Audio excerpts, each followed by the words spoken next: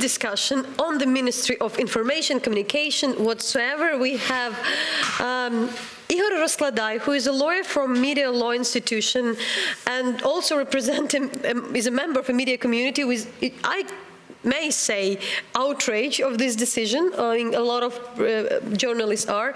And Stephane got famous actually with his Facebook post, which was spread all around. I would confirm, even between the government institution, everybody who follows the work of the foreign journalists, that you said that Ukrainians get as stupid as the Russians in what they do here with information. So what are they doing here? I mean, what is this Ministry of Information? Because we haven't seen a text yet. We haven't seen a real description of what it is, but there's some understandings that, Ukraine has suffered. Ukraine hasn't been able to get its message out as well through its state institutions, that many of the people in its embassies and abroad aren't very good at communicating to a foreign audience what's about. So what does this look like, and why is it so potentially dangerous? I think the foreign journalists have been really surprised by two facts: the creation of this ministry and also this regulation to travels from journalists, both Ukrainian and international journalists, to the ATO zone without any military escort.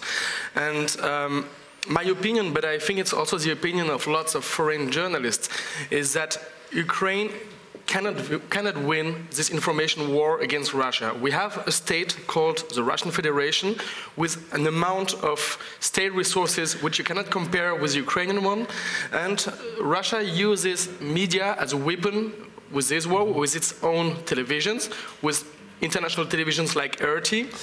And the metaphor that I wanted to use is, for example, if I wanted to defy one of the Klitschko brothers on a ring of boxing, and I trained during 1 month, after 1 month of musculation, I will not beat Klitschko. I mean, it will smash my face. And this is a little bit the comparison that I'd like to make. It's not in the interest of Ukraine right now to limit the access to information. I think it will be more strategic to open access to information. But to a certain extent, it's understandable, correct? Because Russia has increased its financing of media outlets abroad. They've opened, I think, a Russian Today equivalent in France. And is the Russia, since you are a correspondent for Le Figaro, is that message getting across? Does Russia's message get across better in France, for example, or other countries? I can fully understand that Ukraine wants to build up some state media, some public broadcasters, but at the same time, the message that we receive from the creation of this new ministry is that there is a mix between the spheres of politics and information. And Eurostat, the new appointed minister, talked in the past days about politic information, and I think Ukraine should definitively split those two parts. We want to that Eurostat, who is a newly appointed Minister of Information, which still we don't have a proper documents and legal base for this ministry to function, but we have his short interview, so we'll hear from him.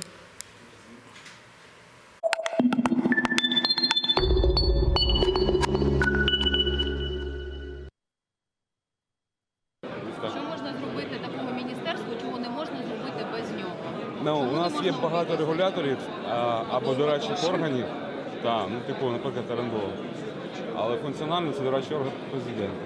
У нас немає жодного органу, який займається інформаційною політикою, оскільки у нас навіть немає інформаційної стратегії. Ні безпеки, ні стратегії інформаційної політики, на жаль. Стратегії немає, міністерство є. Чим воно буде займатися?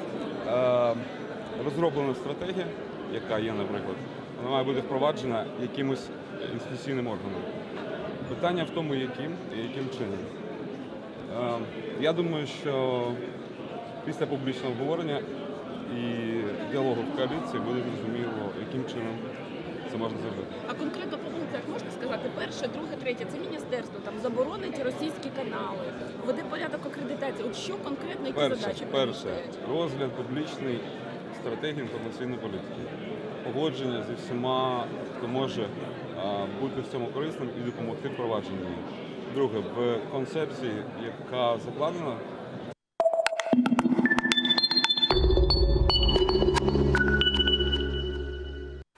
So you can watch all our videos, all the interviews on all the issues on our YouTube channel, also following our Twitter, and then you have a full version of the reports, but going on the discussion. So Ihor, you had mentioned that you met with Stets earlier in the week. What do you make of his take on it? What is his vision for this ministry, and what are the issues there? You know, the main problem with Stets is that he don't prepare some presentation for public. He became, hey, we create ministry, but for what purposes? It's quite difficult to understand even we met with him.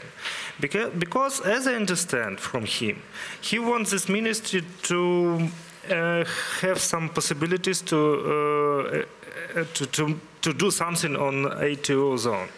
It's the main purpose. Another topic, it's foreign broadcasting. It's something like Voice of America or Deutsche Welle or something like that. This is two main points I found from his long speech. But in the same, when we read this document, and we saw a lot of statements which connected to National TV and Radio Council, State TV and Radio Committee, and so on. So this some duplicating of power of different powers. It's an overlap which creates conflicts. It's redundant. There are ministries there that have some say. Besides that, I'll encourage everybody also to read our explainer on Ministry of Information, where you have also the commands and the position and the reasons and how the community reacted also with all these memes, which are there. It was very Ukrainian. It was part of it was responding to it with humor. You know that they. No, you know this problem of this ministry is that. As always, it's not first time. First of all, we had this ministry. We had this ministry twice. It was after the Constitution adopted in 1996, and then in 2000, beginning of 2000. And it was created and deleted, created and deleted. It's some movement, but for what purposes, it's quite difficult to understand. Besides that, it goes maybe against some principles. The other issue is that Yuri Stets is very close to one of the leaders and the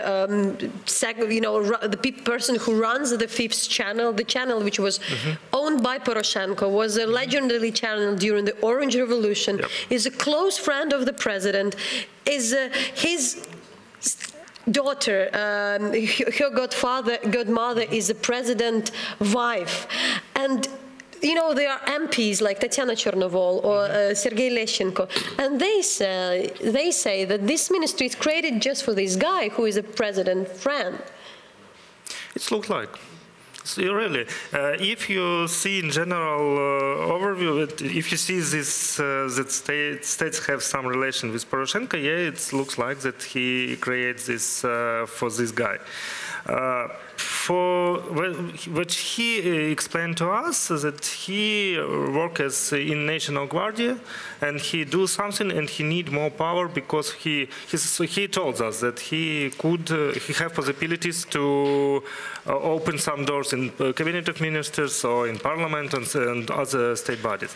But it's his description that he was to make it more legally, more like ministry and ministry. He want to talk with Ministry of Foreign Affairs, which is really big problem for Ukraine because they do nothing. It's my opinion that we lost a lot of conflicts because Ministry of Foreign Affairs and embassies was silent. When this guy in this story about this boy or story about some women and so on, and we have no reaction in those days even. We can also see that the audience can follow these memes, which are about also the Ministry of Magic, which. So this is a great one. This is one of my favorites from the week because the idea was that like the Ministry of Information, you can create a new ministry out of nowhere, and then they can magically make all your problems go away. So if you have a Ministry of Information, suddenly all the information. Ministry of Belief, Ministry of something like that. But the main problem is that in fact we have two opinions on this ministry. One of them, it could not be present at all. Another one, people, and I see it from people, normal people, that yes, we need some ministry to do something with Russian TV, to do something. Confronted that there's a response. It's like public. It's a request from normal people that we have conflict with Russia, but we see Russian movies on intercity buses. We see Russian movies on the channels and so on and so on. And we need something like counter-propaganda. They had banned some Russian channels, television and radio earlier in the year, so it does seem to be building on that. Stephane, did you have a comment that you wanted to say? Yes, I know that there is this debate inside the journalist community in Ukraine.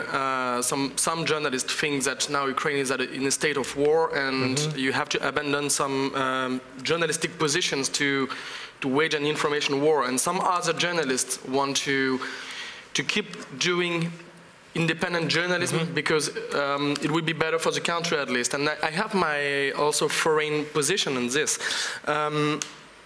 One of the main issues is now the control of information coming from the eastern part of Ukraine. And what is really concerning is that the new ministry used to be responsible for the press service of the National Guard. And there is a mix of military affairs and information. And for me, it's very, very dangerous because there is a risk. The risk is there, absolutely. But what I always feel in Ukraine that the laws are not working. So, for instance, the Ministry of Defense can issue some order and nobody cares.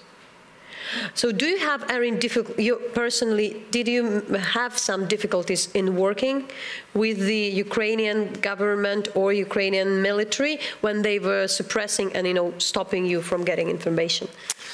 No, because when I was working in the ATO zone, for example, in the past month, we didn't have this accreditation, this paper accreditation that the separatists gave us, which was very helpful sometimes to work.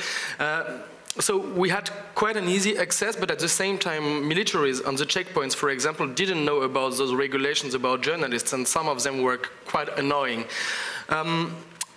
What is more concerning for me now is that if a ministry decides to rule how journalists, Ukrainians and foreigners, will go inside the ATO zone, there is a risk that Eastern Ukraine becomes a black hole of information, because now the interest of Western media is slightly decreasing after 1 year of Maidan, Crimea, war in Eastern Ukraine. What you're referring to is that there is this new regulation announced by, I believe it was the Ministry of Defense or the Armed Forces of Ukraine, saying that in the future, journalists, both Ukrainian and foreigners, would have to be escorted to go to the ATO, both Ukrainian and other sides, be approved, be registered. And essentially what they seem to want were guided tours where you would only see what they were showing. Which this regulation has been cancelled, has been revoked, obviously, but the fact that this ministry still exists makes there is a pressure for the coming month. Could I ask, do you need this accreditation in ATO zone or not? No, actually not. Now the journalists who are working in the ATO zone have to call or send an email to the SBU, and then they are State Security Service, and then they are put on a list. And if we get controlled by military forces, by Ukrainian military forces, we have to say them that we are accredited in Kiev, but we have no paper for this. It's like notification. Ihor, the last question on this. I know exactly at this moment there are a lot of people from the media community gathering in order to do something with that. So will it exist or not? Because for us it looks like a bit still a question. Some regulations were revoked, but do you believe it will? As ministry? Yeah. I think it could be. It could be, but at the same time, with which power? And it's our work to, if it will stay, that they have very limited power with very limited, for example, just communication with MFA, with maybe ATO, but not licensing of print press, not licensing of state media, no internet media, not. This not to repeat the laws on January 16th at least. But I think it rather will stay. Okay, so follow more on that, and thanks a lot for joining us in this discussion.